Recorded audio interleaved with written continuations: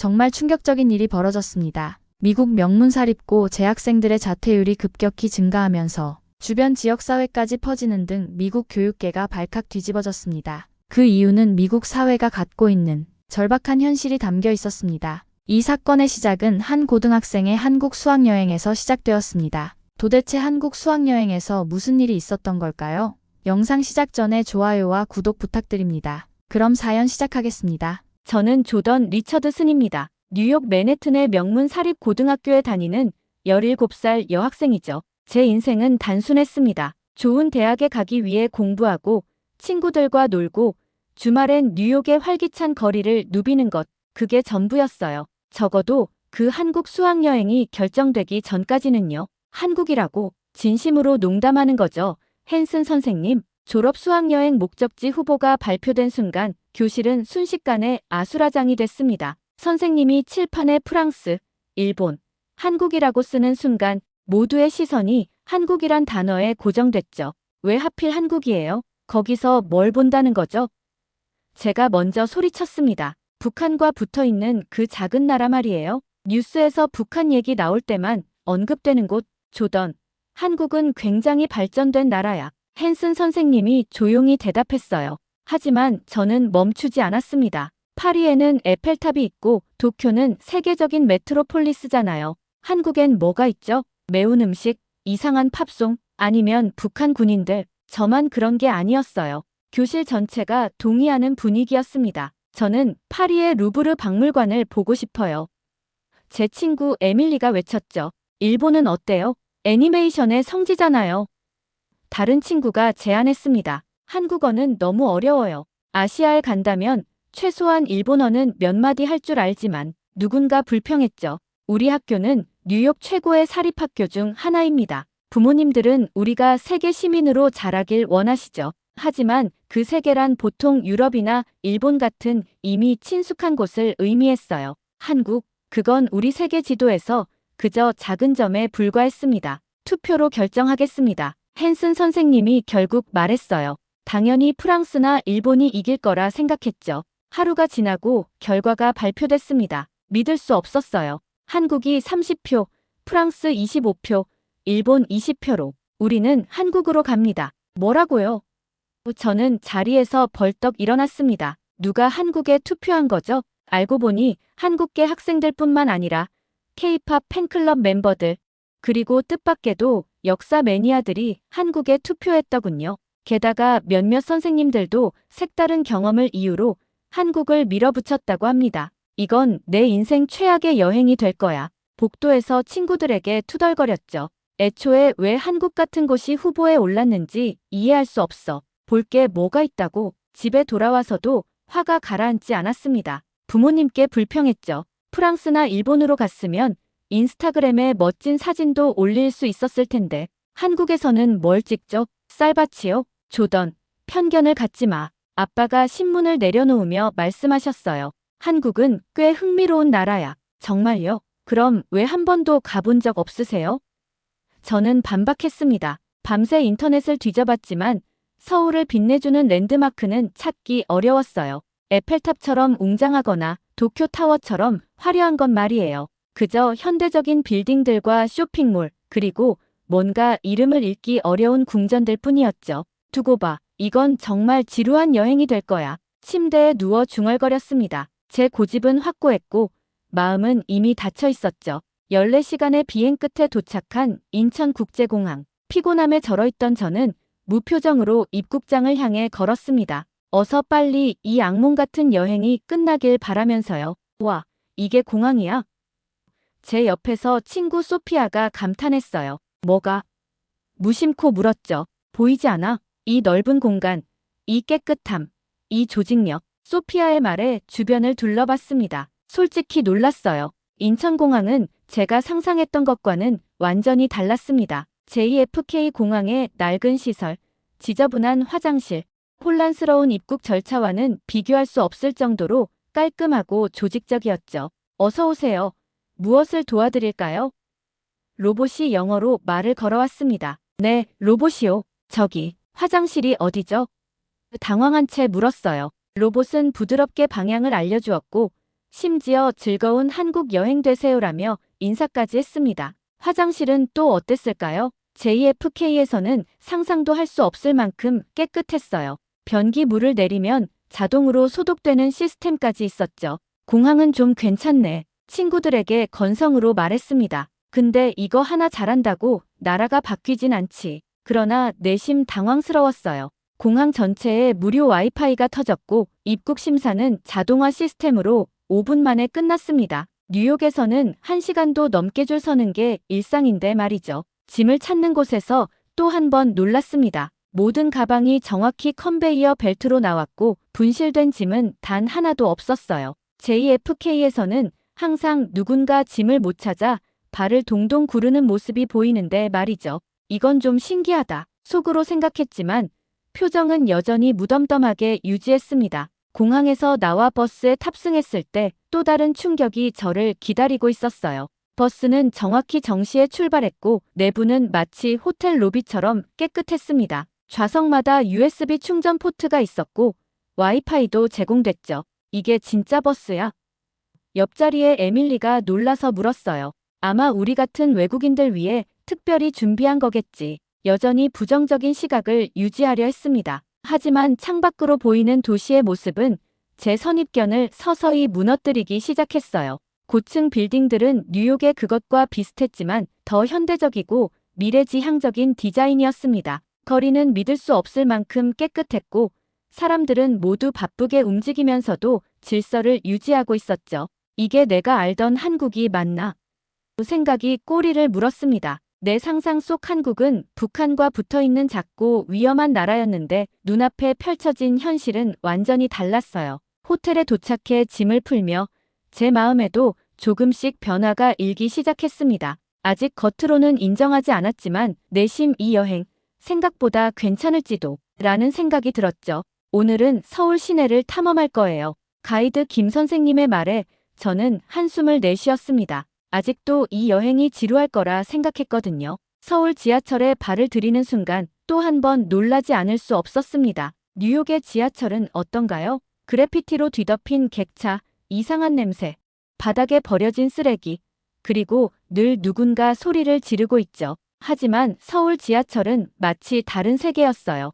여기 냄새 좀 맡아봐. 소독약 냄새가 나. 소피아에게 말했습니다. 그건 깨끗하다는 뜻이야, 조던. 소피아가 웃으며 답했어요. 객차는 반짝반짝 빛났고 바닥에는 쓰레기 하나 없었습니다. 무엇보다 놀라웠던 건 승객들의 질서였어요. 뉴욕에서는 지하철이 도착하면 모두 밀치고 들어가려 하지만 여기선 내리는 사람이 모두 내린 후에야 차분히 탑승했습니다. 이건 좀 이상해. 친구들에게 속삭였어요. 마치 모두가 연극을 하는 것 같아. 아니면 그냥 문명화된 사회일 수도 있지. 에밀리가 눈을 굴리며 말했습니다. 지하철에서 내려 명동이라는 쇼핑 거리로 향했어요. 거리는 사람들로 붐볐지만 놀랍게도 혼잡함 속에서도 질서가 유지됐습니다. 뉴욕의 타임스퀘어는 어떤가요? 관광객들이 무작정 서서 사진을 찍고 사람들이 서로 부딪히며 가끔은 소리를 지르죠. 하지만 여기서는 모두가 자신의 공간을 존중하는 듯 했어요.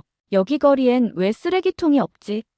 궁금해서 물었습니다. 한국 사람들은 쓰레기를 집에 가져가서 버린대. 가이드 선생님이 설명해 주셨어요. 공공장소를 깨끗하게 유지하는 건 시민의식이라고 생각하거든요. 뉴욕에서는 상상도 할 수 없는 일이네요. 무심코 말이 튀어나왔습니다. 점심을 먹은 후 우리는 한강공원으로 향했어요. 뉴욕의 센트럴파크와 비교해보니 더 충격적이었습니다. 센트럴파크는 아름답지만 구석구석엔 쓰레기가 쌓여 있고 밤에는 가기 무서운 곳이 많죠. 하지만 한강공원은 완벽하게 깨끗했고 사람들이 편안하게 소풍을 즐기고 있었어요. 우리 동네 공원에선 주사기 조심하라고 경고하는데 에밀리에게 말했습니다. 해가 지기 시작했고 저는 슬슬 긴장했어요. 뉴욕에서는 해가 지면 택시를 타거나 친구들과 함께 다니는 게 안전하니까요. 하지만 서울의 밤거리는 또 다른 놀라움을 선사했습니다. 거리는 여전히 밝고 활기찼어요.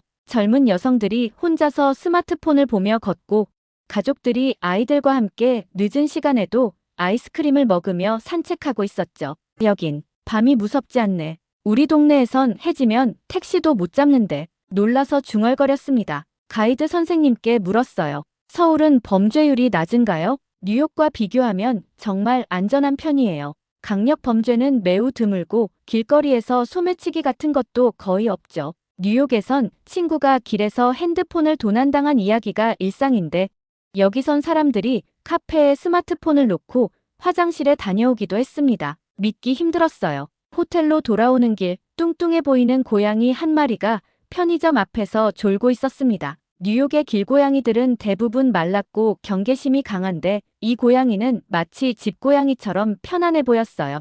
이 나라는 생각보다 좀 다르네. 그날 밤 일기장에 적었습니다. 아직 완전히 마음이 열린 건 아니었지만 제 안에 무언가가 조금씩 변하고 있었어요. 오늘은 경복궁과 북초나 옥마을을 방문합니다. 아침 브리핑에서 가이드 선생님이 말씀하셨어요. 또 지루한 역사 탐방이겠지라고 생각했습니다. 경복궁에 도착했을 때 처음엔 그저 오래된 건물로만 보였어요. 프랑스의 베르사유 궁전이나 영국의 버킹엄 궁전처럼 화려하진 않았으니까요. 하지만 가이드의 설명을 들으며 점차 다른 시각으로 보기 시작했습니다. 이 건물들은 모두 나무로 만들어졌고 500년 이상 자연재해와 전쟁을 견뎌냈어요. 단 하나의 못도 사용하지 않고 만든 건축물이죠. 못 없이요? 어떻게 가능한 거죠? 궁금증이 생겼습니다. 전통 한국 건축은 나무와 나무를 맞물리게 하는 특별한 기술을 사용했어요. 이를 맞춤이라고 합니다. 가이드 선생님이 건물의 디테일을 설명할수록 제 시선은 점점 더 건축물의 섬세한 부분으로 향했어요. 화려하진 않지만 자연과 조화를 이루는 우아함이 있었습니다. 이제 여러분, 한복 체험을 할 차례예요. 가이드 선생님이 안내했어요. 한복이라니 처음엔 유치하게 느껴졌습니다. 어린애들 놀이 같아. 불편할 거야 라는 생각이 머릿속을 스쳤죠. 한복 가게에 들어가자 형형색색의 아름다운 옷들이 벽에 걸려 있었어요. 저는 남색 치마와 연분홍색 저고리를 선택했습니다. 치마가 너무 길고 무거워. 불편해. 입어보고 투덜거렸어요. 하지만 거울을 바라보는 순간 제 입에서 작은 감탄사가 나왔습니다. 평소에 청바지와 후드티를 입은 모습과는 완전히 달랐어요. 우아하고 품이 있어 보였죠. 조던, 너 정말 예뻐 보인다.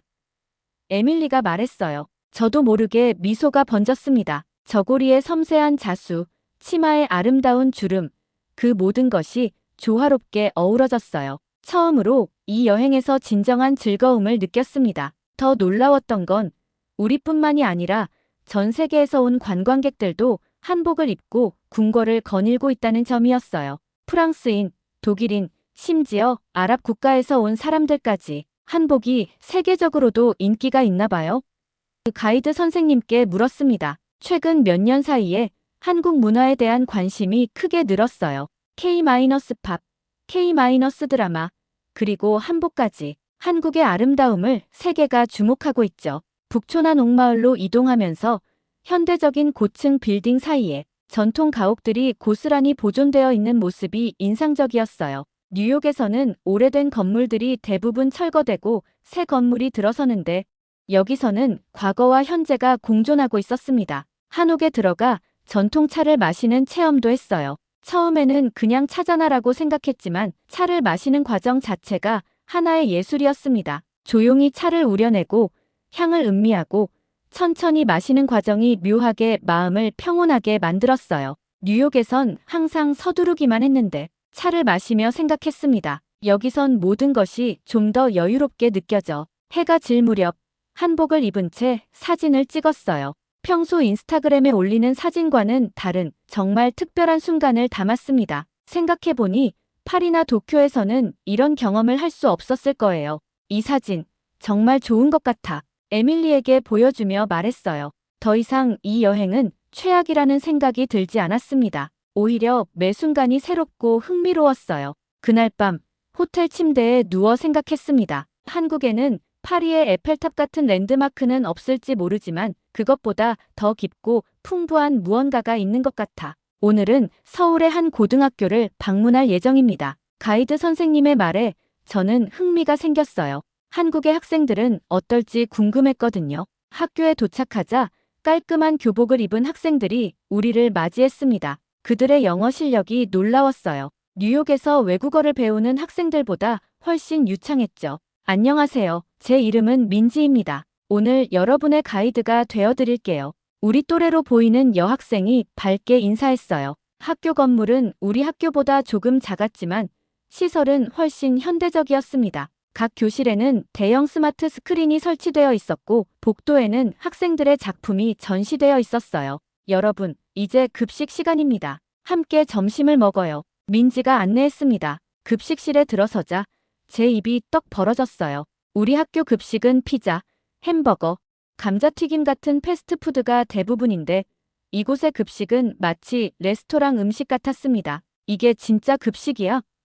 소피아가 놀라서 물었어요. 쟁반에는 잡곡밥, 갈비찜, 여러 종류의 나물, 국, 과일, 그리고 작은 디저트까지 있었습니다. 모든 식기는 플라스틱이 아닌 스테인리스나 도자기였고 음식의 맛은 정말 맛있었어요. 우리 학교 급식은 무슨 감옥 음식 같았는데 민지에게 솔직히 말했습니다. 민지는 웃으며 대답했어요. 한국에서는 학생들의 영양이 중요해요. 모든 급식이 영양사에 의해 계획되고 가능한 한 신선한 재료로 만들어지죠. 점심 후에는 수업 참관 시간이었습니다. 우리는 영어 수업에 들어갔는데 한국 학생들이 영어로 프레젠테이션을 하고 있었어요. 주제는 인공지능의 미래였습니다. 우리가 개발한 AI 프로젝트는 환경 문제를 해결하는 데 초점을 맞추고 있습니다. 한 학생이 유창한 영어로 발표했어요. 그들의 프레젠테이션 수준이 대학생 수준이라고 해도 믿을 정도였습니다. 복잡한 개념을 명확하게 설명하고 질문에도 자신감 있게 대답했어요. 여기 고딩들이 우리보다 똑똑해 보여. 근데 겸손하기까지 해. 에밀리에게 속삭였습니다. 민지에게 물었어요. 다들 공부를 많이 하나요? 네, 경쟁이 심해요. 대학 입시가 굉장히 중요하거든요. 많은 학생들이 학교 수업 후에도 학원에 가서 더 공부해요. 우리는 컴퓨터실도 방문했는데 최신 장비가 갖춰져 있었습니다. 학생들은 프로그래밍, 3D 모델링, 심지어 로봇 공학까지 배우고 있었어요. 여기선 모든 학생이 코딩을 배워요? 놀라서 물었습니다. 네, 초등학교 때부터 기초적인 코딩 교육을 받아요. 미래에 필요한 기술이니까요. 뉴욕의 학교에서도 STEM 교육을 강조하지만 이 정도로 체계적이고 모든 학생이 참여하는 경우는 드물었습니다. 우리 학교는 명문 사립고인데도 이런 시설과 커리큘럼이 없었어요. 학교 투어를 마친 후 민지와 다른 학생들과 함께 대화할 기회가 있었습니다. 그들의 꿈, 고민, 관심사에 대해 이야기했어요. 미국 학생들은 어떤 진로를 선택하나요? 한 학생이 물었습니다. 우리도 다양해. 의사, 변호사가 인기 있고 요즘은 테크 기업에서 일하고 싶어 하는 친구들도 많아. 대답했어요. 한국에서는 안정적인 직업이 중요하게 여겨져요. 공무원, 의사, 대기업 취직. 민지가 설명했습니다. 대화를 나누면서 느낀 건 한국 학생들이 공부에 대한 압박을 많이 받고 있다는 점이었어요. 하지만 동시에 그들의 교육 환경은 놀라울 정도로 잘 갖춰져 있었습니다. 학교를 떠나며 생각했어요. 우리는 항상 미국이 최고라고 생각했는데 교육에 있어서는 배울 점이 정말 많은 것 같아. 그날 저녁 일기장에 이렇게 적었습니다. 오늘은 충격적인 하루였다. 한국의 교육 시스템은 정말 인상적이야. 학생들은 열심히 공부하고 학교는 그들을 위해 최선의 환경을 제공해. 우리 학교의 급식이 얼마나 형편없는지 새삼 깨달았어. 이건 단순한 문화 차이가 아니라 우선순위의 차이인 것 같아. 한국은 교육에 정말 투자하고 있어. 여행 5일째. 저에게 작은 사고가 생겼습니다. 숙소 근처 카페에서 친구들과 시간을 보내다가 제 휴대폰이 사라진 거예요. 내 휴대폰이 없어. 테이블을 뒤지며 소리쳤습니다. 방금 여기 있었는데. 카페 직원들에게 알렸고 그들은 즉시 도움을 주겠다고 했어요. 하지만 저는 이미 포기 상태였습니다. 뉴욕이었으면 이미 누가 가져갔을 거야. 이제 못 찾을 거야. 한숨을 쉬며 말했죠. 가이드 선생님께서 파출소에 가보자고 제안하셨어요. 파출소는 우리 숙소에서 걸어서 5분 거리에 있었습니다. 파출소에 들어서자 경찰관이 친절하게 맞이해 주셨어요. 그분은 영어를 어느 정도 할 줄 아셨고 제 상황을 이해하려 노력했습니다. 휴대폰 분실이요? 언제, 어디서 잃어버렸나요? 경찰관이 물었습니다. 상황을 설명하자 그는 즉시 컴퓨터에 정보를 입력했어요. 놀랍게도 근처 분실물 센터와 CCTV 통제실에도 연락을 취했습니다. 잠시만 기다려주세요. 주변 CCTV를 확인해 보겠습니다. 저는 믿기지 않았어요. 뉴욕에서 분실물 신고를 하면 대부분 운이 좋으면 누가 가져다 줄 수도 있겠네요 라는 대답만 들을 뿐이거든요. 30분 후 놀라운 소식이 들려왔습니다. 카페 옆 편의점 CCTV에 당신이 휴대폰을 떨어뜨리는 장면이 포착됐습니다. 그리고 한 시민이 그것을 주워서 분실물 센터에 맡겼어요. 1시간 후 저는 제 휴대폰을 되찾았습니다. 아무런 손상도 없이 그대로였어요. 미국이었으면 이미 도난 신고였어. 여긴 시스템이 사람을 믿는 구조야. 친구들에게 놀라서 말했습니다. 그날 저녁 우리는 한 식당에서 저녁을 먹고 있었어요. 문득 주변을 둘러보니 몇몇 손님들이 자리에 가방과 휴대폰을 그대로 둔 채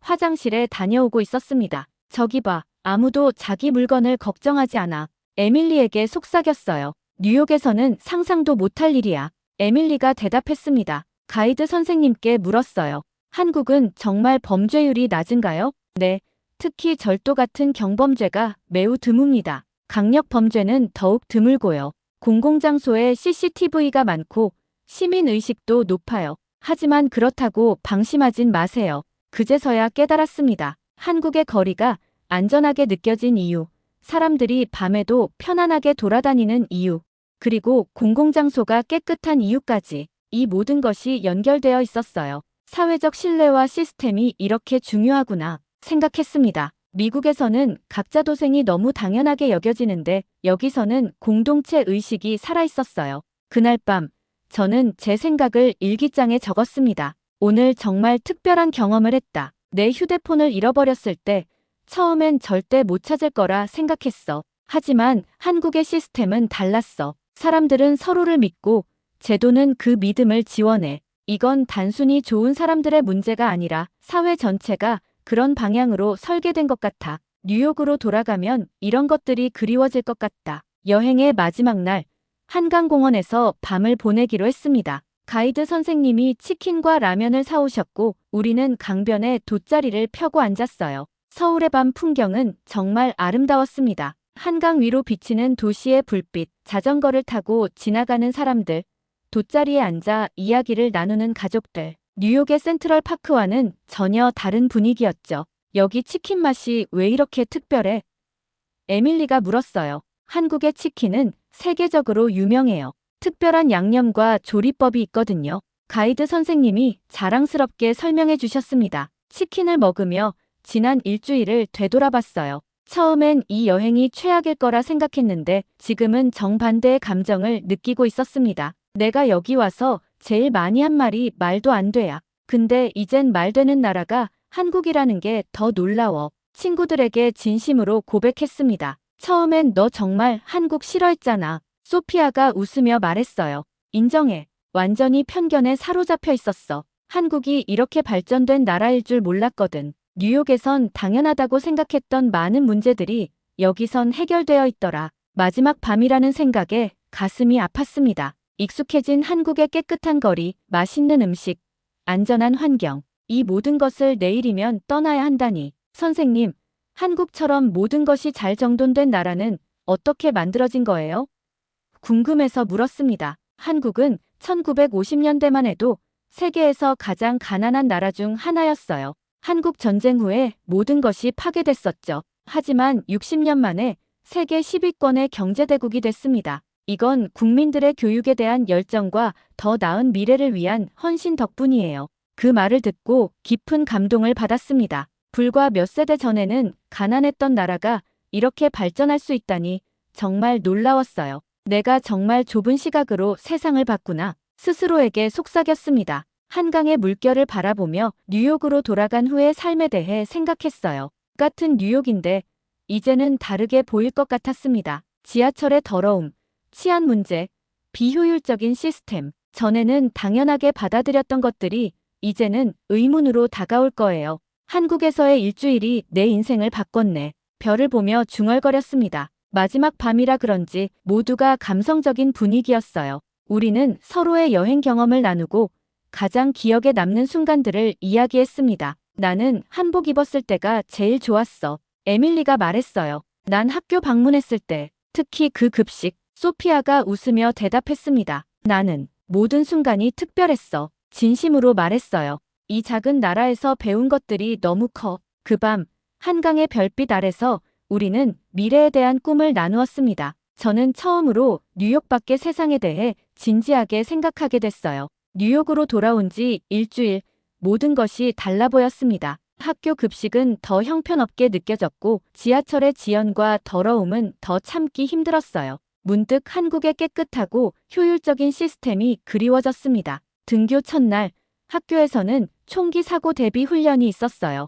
교실 바닥에 엎드려 있으면서 한국 학생들이 이런 훈련 없이 공부에만 집중할 수 있다는 사실이 부럽게 느껴졌습니다. 조던, 한국 어땠어? 선생님이 물으셨어요. 정말 놀라웠어요. 솔직하게 대답했습니다. 제가 알던 세계와는 완전히 달랐거든요. 친구들에게 한국 사진을 보여주면서 그곳에서의 경험을 열정적으로 설명했어요. 하지만 대부분은 그저 재밌었겠다 정도로만 반응했습니다. 그들에게 한국은 여전히 먼 나라, 특별할 것 없는 곳으로 보였어요. 그들도 직접 가봐야 이해할 수 있을 거야 생각했습니다. 그날 저녁 부모님께 제 생각을 털어놓았어요. 저 한국에서 유학하고 싶어요. 부모님은 놀라셨지만 제 열정을 보시고는 관심을 가져주셨습니다. 갑자기 어떻게 된 거니?